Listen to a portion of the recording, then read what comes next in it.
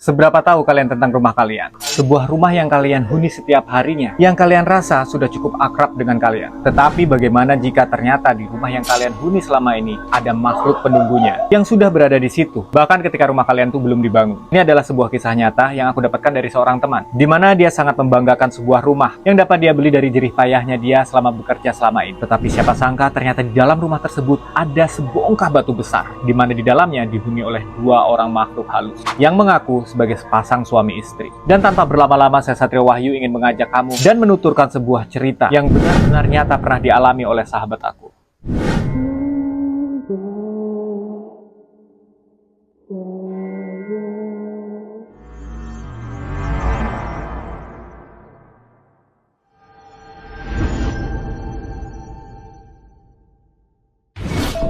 Mungkin ceritanya bakal gue mulai dari seorang temen gue yang pindah dari sebuah kontrakan rumah, dan alhamdulillahnya dia itu punya rezeki untuk beli rumah baru. Nah, rumah barunya ini di salah satu perumahan yang cukup elit di daerah Jawa Barat. Perumahannya ini deket sama bukit gitu, pokoknya bagus banget.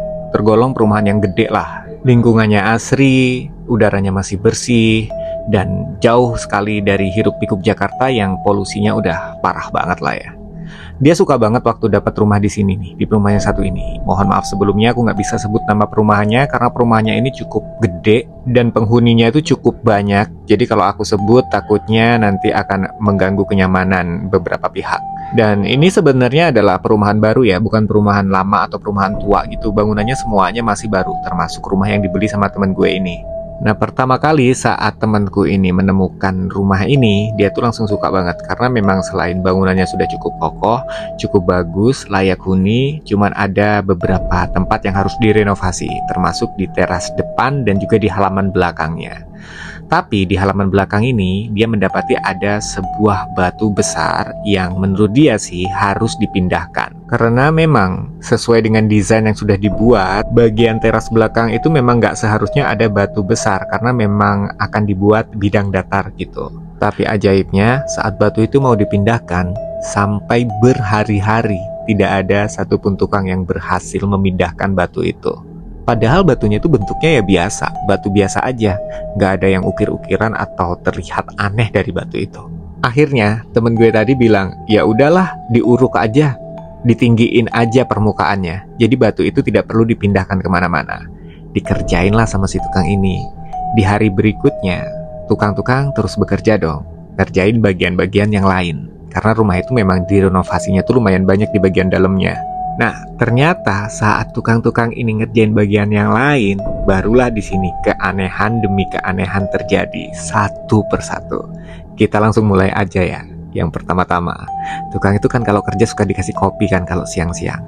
Nah, kopinya Pak tukang ini kan ditaruhnya itu di atas meja. Nah, kebetulan hari itu para tukang ini lagi ngobrol sambil istirahat menghadap ke arah meja tempat di mana kopi-kopi itu ditaruh. Tiba-tiba kopi yang ditaruh di atas meja ini bisa dengan sendirinya itu tumpah di depan mata mereka. Jadi kayak seolah-olah tuh ada yang numpahin gitu. Keanehan berikutnya adalah rokok tuh sering hilang. Pak tukang ini kan selalu dijatah rokok satu bungkus satu harinya. Mereka bekerja dua orang, satu tukang utamanya, satu keneknya kan istilahnya. Nah, sampai-sampai si tukang utamanya ini mencurigai keneknya itu nyolong rokoknya yang satu bungkus ini. Karena memang 2 hari berturut-turut rokok jatahnya Pak tukang ini tuh tiba-tiba hilang gitu aja. Padahal dia itu bukan tipikal orang yang pelupa loh. Dia itu bisa inget tuh rokoknya tuh naruhnya di mana. Tapi tahu-tahu nggak ada gitu aja. Nah, keanehan nggak berhenti sampai di situ guys. Di hari berikutnya, tukang yang udah lihai banget lah yang ngerjainnya. Soalnya memang dia tuh udah jadi tukang tuh udah lama banget. Tiba-tiba kok bisa suatu hari dia itu luka kakinya. Entah kena paku, entah kena apa. Padahal dia yakin banget gak ada paku di situ. Kakinya robek. Terus setelah diobatin dia lanjut lagi kerja. Baru juga dia mau lanjut kerja, tiba-tiba keneknya tadi tuh kesurupan guys. Kesurupan, dia tuh meracau gitu. Gak bisa disembuhin, dibaca-bacain ayat-ayat apa gak bisa hilang, gak bisa sembuh. Akhirnya dipanggilin Pak Ustadz. Pak Ustadznya pun gak bisa datang. Akhirnya dengan berat hati si tukang ini ngebawa keneknya dong datang ke rumahnya Pak Ustadz, yang rumahnya tuh ada di kampung di pinggiran perumahan itu. Nah, di sana dilakukan sebuah proses mediasi. mediasi atau apa sih nyebutnya. Pokoknya di mana si Pak Ustadz ini tuh bercakap-cakap atau berkomunikasi sama jin yang ngerasukin kenek si tukang ini gitu. Akhirnya diketahui bahwa ternyata yang ngerasukin ini adalah jin yang menempati batu gede yang gak bisa dipindahin tadi itu guys. Dan bentuknya itu adalah kakek-kakek berjenggot panjang. Dan dia juga bilang kalau dia tinggal di situ tuh udah lama banget. Dan gak sendirian, tapi sama istrinya, namanya Nenek Halimah. Udah kan tuh, Pak Ustadznya ini udah kelar tuh komunikasi sama jinnya. Diusir dong, disuruh pulang. Gak mau dong. Dan dia tuh maunya gimana? Dianterin lagi pulang ke rumahnya temen gue yang lagi dibangun direnovasi tadi. Ngeribetin gak sih ini jin? Coba deh kalian bayangin. Dia kerasukannya di rumah temenku ini. Terus diobatin, dibonceng naik sepeda motor, masih dalam kondisi kesurupan, ke kampungnya dia sampai nemuin Pak Ustadznya kan. Nah setelah berhasil nih diajak komunikasi sama Pak Ustadz, dia malah nggak mau pulang sendiri itu jin. Dia malah maunya itu dianterin lagi, jadi bolak-balik tuh tukang. Kesian kan. Dan akhirnya bener aja, saat dia dianterin balik lagi ke rumah teman gue yang lagi direnovasi, jinnya langsung keluar dari badannya si kenek tukang ini. Sadarlah dia. Singkat cerita nih guys, gue singkat aja ya. Rumah ini kelar direnovasi, akhirnya siap dihuni dong. Terus pas pertama kali mereka menempati rumah baru ini, mereka kan ngadain pengajian tuh, atau didoa-doain lah rumahnya itu. Yang ngedoain, yang mimpin ya Pak Ustadz yang tadi ngelarin atau nyembuhin si tukang yang kesurupan tadi kan. Nah saat didoa-doain rumah ini tuh, Pak Ustadznya kembali mengadakan mediasi atau komunikasi sama jin penunggu yang wujudnya kakek brewok tadi, kakek jenggot panjang tadi. Katanya si kakek ini tuh punya beberapa persyaratan. Kalau memang tempat ini tuh mau ditempatin, dia minta setiap malam Selasa disediakan makanan berupa sate kambing 10 tusuk.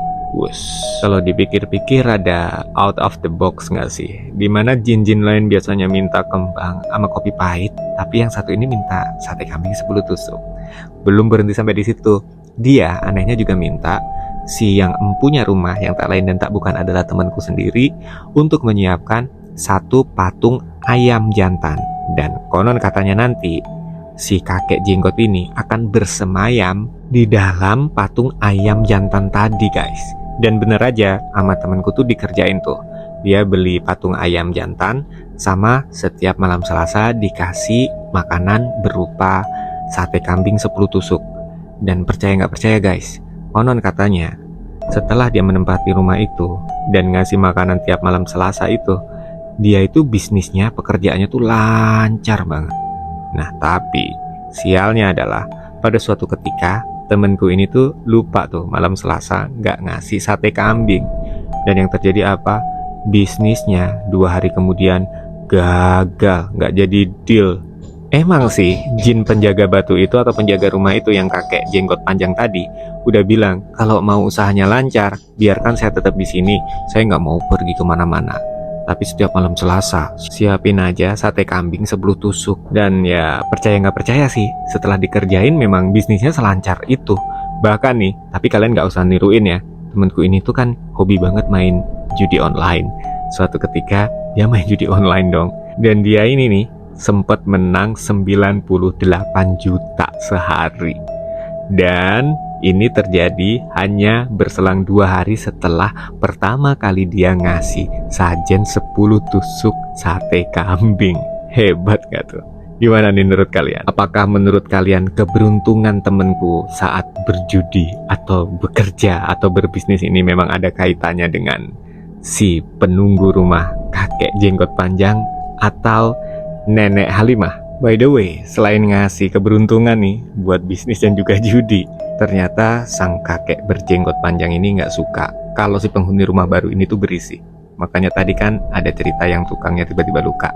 Konon katanya dia ini nggak suka karena tukang ini tuh berisik dan nggak permisi dulu waktu mau mulai pekerjaan di rumah itu. Dan emang sih setelah pengerjaan rumah itu kelar, kan ditempatin tuh, tetangga-tetangganya temen gue tuh sering banget lihat ada sosok kakek-kakek berjenggot panjang yang duduk di teras rumah. Taunya dari mana? Biasanya sih tetangganya temen gue tuh abis ngeliat selalu bilang sama temenku, "Ibu, semalam ada tamu ya bu?